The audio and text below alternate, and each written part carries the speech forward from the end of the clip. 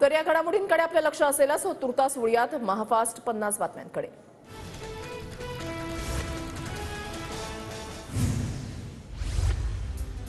आज अर्थमंत्री अजित पवार अर्थसंकल्प मांडणार. आशा वर्कर आणि अंगणवाडी सेविकांच्या मुद्द्यावरून विरोधक आक्रमक होण्याची शक्यता.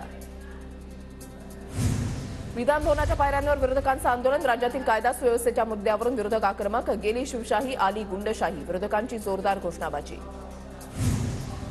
13 जागांवर न लढता आपल्या 18 जागांवर लढावं. मुख्यमंत्र्यांसोबतच्या बैठकीमध्ये शिवसेनेच्या खासदारांचा सूर. 18 जागांवर आपण ठाम राहू अशी काही खासदारांची भूमिका.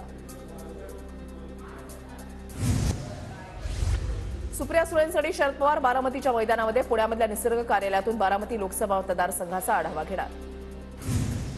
भाजपकडून अजित पवारांचा वापर. पवार विरुद्ध पवार केल्यानं भाजपला फायदा, पण पवार विरुद्ध पवार लढाई होऊ नये असं कुटुंब म्हणून वाटतं. रोहित पवारांची प्रतिक्रिया. लोकसभा निवडणुकीच्या जागा वाटपाबाबत मवियाची आज आणि उद्या बैठक. नरिमन पॉइंटच्या ट्रायडंट हॉटेलमध्ये आज दुपारी 3 वाजता बैठक. तर 28 तारखेला प्रकाश आंबेडकर बैठकीमध्ये सहभागी होणार. मवियाच्या बैठकीमध्ये कोल्हापूर हातकणंगलेच्या जागेवर चर्चेची शक्यता. हातकणंगलेमधून राजू शेट्टींना पाठिंबा देण्याची मवियाची तयारी. राजू शेट्टींचा प्रतिसाद नसल्यानं जयंत पाटलांचे पुत्र प्रतीक पाटलांच्या नावावर चर्चा होऊ शकते. मुंबई पोलिसांच्या आर्थिक गुन्हे शाखेनं शिवसेना पक्षाच्या निधीसंदर्भातील माहिती मागवली. शिंदेगडाच्या तक्रारीनुसार आर्थिक गुन्हे शाखेकडून प्राथमिक चौकशी सुरू. जोगेश्वरी भूखंड प्रकरणामध्ये आमदार रवींद्र वायकरांना सर्वोच्च न्यायालयाकडून दिलासा. वायकरांच्या प्रस्तावावर पालिकेकडून पुनर्विचार करण्याची तयारी. जोगेश्वरीमधील भूखंड रद्द करण्याचा आदेश पालिकेकडून मागे. 17 दिवसानंतर आमरण उपोषण मागे घेण्याचा मनोज जरांगेंचा निर्णय. 2 दिवस उपचार घेऊन पुढील दिशा ठरवणार असल्याची माहिती. मात्र साखळी उपोषण सुरूच ठेवणार जरांगेंची भूमिका. आजपासून अंतरवाली सराटीमध्ये साखळी उपोषण. राज्यामध्ये आमरण उपोषण थांबावं जरांगेंचं आवाहन. संचारबंदी हटवा. पोलिसांनी ताब्यात घेतलेल्या तरुणांना सोडावं जरांगेंची मागणी. लोकसभा निवडणुकीसाठी मराठा आरक्षणाचं विधेयक आणलं. विधेयक राज्यपालांकडे गेलं की नाही माहिती नाही. कोर्टामध्ये आरक्षण टिकेल की नाही याबाबतही अनेकांना शंका. रोहित पवारांचा राज्य सरकारवर निशाणा. जुलै अखेरपर्यंत विधान परिषदेमधल्या 21 आमदारांचा कार्यकाळ संपणार. अनिकेत तटकरे, विप्लव बाजोरिया, सुरेश धस, मनीषा कायंदेंचा कार्यकाळ संपणार. अमोल मिटकरींची राष्ट्रवादीच्या विधान परिषदेच्या प्रतोत्पदी निवड होण्याची शक्यता. अनिकेत तटकरेंचा कार्यकाळ संपत असल्यानं मिटकरींवर नवी जबाबदारी दिली जाण्याची शक्यता. मराठी भाषा गौरव दिनानिमित्त मनसेचं ट्विट. राज ठाकरेंच्या आवाजातील व्हिडिओ मनसेकडून ट्विट. नागपुरात 4 मार्चला भारतीय जनता युवा मोर्चाचं राष्ट्रीय अधिवेशन. भाजपचे अध्यक्ष जे.पी. नड्डा यांच्या उपस्थितीमध्ये अधिवेशन होणार. देवेंद्र फडणवीस, बावनकुळेही मार्गदर्शन करणार. चौकशीला हजर राहण्यासाठी हिरानंदानी पितापुत्रांनी ईडीकडे वेळ मागितला. 4 मार्चपर्यंत वेळ मागितल्याची माहिती. फेमा कायद्याच्या उल्लंघनाप्रकरणी ईडीकडून तपास. रत्नागिरीमध्ये संरक्षक दलाचा मोठा कारखाना उभा राहणार. बंद पडलेल्या स्टरलाइटची जागा संरक्षक दलाला दिली जाणार. 200 एकर जागेमध्ये हत्यारं, रणगाडे आणि बोटी निर्माण करण्याच्या कारखान्याची निर्मिती होणार. यवतमाळमध्ये ठाकरे गटाकडून नवीन नियुक्त्या जाहीर. प्रवीण शिंदेंची जिल्हा प्रमुख आणि लोकसभा प्रमुखपदी निवड. लोकसभा संघटक म्हणून कॅप्टन प्रशांत सुर्वेंची निवड. भाजपकडून चंद्रपूरमध्ये ओबीसी उमेदवाराची ही चाचपणी. मुनगंटीवारांसह ओबीसी उमेदवाराच्याही पर्यायाचा शोध. ओबीसी मोर्चाचे उपाध्यक्ष अशोक जीवतोडे यांची माहिती. सोलापूरमधल्या म्हाडाच्या टेंभुर्णीमध्ये भाजपचा लोकसभा संवाद मेळावा संपन्न. म्हाडा लोकसभा मतदारसंघामध्ये भाजपने रणशिंग फुंकलं. कोकणामध्ये लोकसभा निवडणुकांचा पडघम वाजवण्यास सुरुवात. कोकण प्रादेशिक पक्षाचं निवडणूक आयोगाला चिन्ह मिळण्यासाठी पत्र. 5 मार्चला केंद्रीय निवडणूक आयोग चिन्हासंदर्भात निर्णय देणार. बुलडाण्यामध्ये गहू, हरभरा, ज्वारी पिकांसहित फळबागांचं नुकसान. गारपीट आणि अवकाळी पावसाचा शेतीला फटका. संग्रामपूर, मलकापूर, नांदुरा, जळगाव, जामोदसह इतर तालुक्यामध्ये गारपीट आणि अवकाळी पावसानं हजेरी लावली होती. जळगावच्या 40 गावांमध्ये वादळी वाऱ्यासह अवकाळीचा तडाखा. शेतीचं मोठं नुकसान. चित्तेगाव, शामवाडीसह बेलदारवाडी आणि कोतगावला बसला फटका. अमरावती जिल्ह्यामध्ये अवकाळी पावसानं शेतकऱ्यांच्या तोंडचा घास हिरावला. काढणीला आलेला हरभरा पावसामध्ये भिजल्यानं शेतकऱ्यांचं अतोनात नुकसान.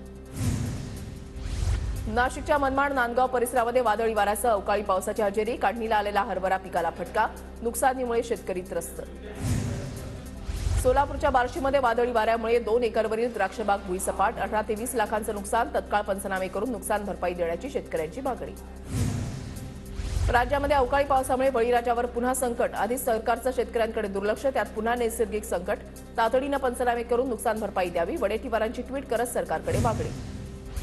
मिळकत न भरणाऱ्यांच्या दारी बँड पथक. पुणे पालिकेकडून भन्नाट मोहीम सुरू. बँड पथक पोहोचताच आतापर्यंत 1,58,00,000 रुपये मिळाले. मुंबईचा पारा 37 अंशांवर. पूर्वेकडून वाहणाऱ्या वाऱ्यासह आर्द्रता कमी झाल्यानं मुंबईच्या वातावरणामध्ये अचानक बदल. सोमवारी देशातील सर्वाधिक कमाल तापमानाची मुंबईमध्ये नोंद. मुंबई पालिकेनं 25 प्रशासकीय विभागामधील कामांसाठी 150 कोटींच्या 36 निविदा मागवल्या. माजी नगरसेवकांच्या आरोपानंतर पालिकेची भूमिका. मुंबईतल्या म्हाडाच्या 173 दुकानांसाठी आज जाहिरात. म्हाडा प्राधिकरणाला ई लिलावातून किमान 1,200 कोटी रुपयांचा महसूल मिळण्याची शक्यता.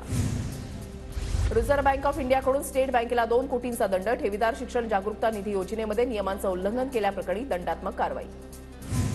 मुंबईतल्या झोपडपट्ट्यांच्या स्वच्छतेवर आतापर्यंत मुंबई महापालिकेकडून वर्षाला 75 कोटी रुपये खर्च. यापुढे एकाच कंत्राटदाराला स्वच्छतेची जबाबदारी दिली जाणार. पालिका वर्षाला 4 पट म्हणजे तब्बल 300 कोटी रुपये खर्च करणार. मुंबई पालिकेकडून करदात्यांना सोमवारपासून नवे कर देयक पाठवण्यास सुरुवात. मार्च 2024 पर्यंत हा कर भरावा लागणार. कालावधीमध्ये कर न भरल्यास प्रत्येक महिन्याला 2% व्याजही भरावं लागणार. मुंबईमध्ये मेट्रो 2B मार्गिकेवर चित्रपटसृष्टीचा इतिहास उलगडणार. MMRDA अंधेरी पश्चिम ते मानपूर मार्गिकेमधील खांबांमध्ये बॉलिवूड थीम पार्क उभारण्यात येणार.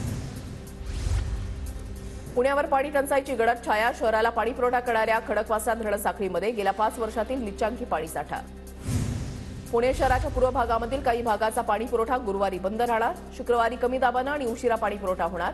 पालिकेच्या पाणी पुरवठा विभागाची माहिती. मराठी राजभाषा गौरव दिनाच्या निमित्तानं सोलापूरमधल्या शालेय विद्यार्थ्यांनी साकारले राजभाषा दिनाचे पोस्टर. विविध उपक्रमाद्वारे मराठी राजभाषा दिन साजरा. नागपूर वाहतूक पोलिसांचा व्हिडिओ सोशल मीडियावर व्हायरल. वाहतूक नियमांच्या जनजागृतीसाठी VFX तंत्रज्ञानाचा वापर. शेतकरी आंदोलनाचा नाशिक शहरामधला आजचा दुसरा दिवस. कालपासून आंदोलक शेतकरी जिल्हाधिकारी कार्यालयाबाहेर एकवटले. आंदोलनादरम्यान 75 वर्षीय वृद्ध आंदोलकाचा काल मृत्यू. गोंदिया जिल्ह्यामधल्या आमगाव रेल्वे स्थानकाचं कायापालट होणार. अमृत भारत स्टेशन योजनेमध्ये स्थानक अंतर्भूत. गोंदियामध्ये पीएम किसान योजनेअंतर्गत 2,17,000 शेतकऱ्यांच्या खात्यावर जमा होणार 16वा हप्ता. तर KYC प्रक्रिया पूर्ण नसल्यानं 1,199 शेतकरी निधीपासून वंचित राहणार. वाशिम जिल्ह्यामध्ये करडईचा पेरा वाढला. अपेक्षेपेक्षा 260 पट अधिक पेरणी. करडईच्या उत्पादनाकडे वाशिम जिल्ह्यातील शेतकऱ्यांचा कल वाढला. परभणी जिल्ह्यामधल्या 2,46,000 शेतकऱ्यांच्या बँक खात्यामध्ये 147 कोटी वर्ग होणार. प्रधानमंत्री किसान सन्मान योजनेअंतर्गत शेतकऱ्यांना प्रत्येकी 6,000 रुपये मिळणार. रत्नागिरी जिल्ह्याला 1,010 नवे शिक्षक मिळणार. जिल्हा परिषद शाळेसाठी शिक्षकांच्या ऑनलाईन भरती प्रक्रियेला सुरुवात. परभणीमध्ये मतदानाची टक्केवारी वाढवण्यासाठी जनजागृती करावी. आगामी लोकसभा निवडणुकीच्या पार्श्वभूमीवर जिल्हाधिकारी रघुनाथ गावडे यांचे आदेश. वाशिमच्या मालेगाव शहरामध्ये डिव्हायडरला धडकून 4 चाकीचा अपघात. कुठलीही जीवितहानी नाही. वाहनाचं नुकसान.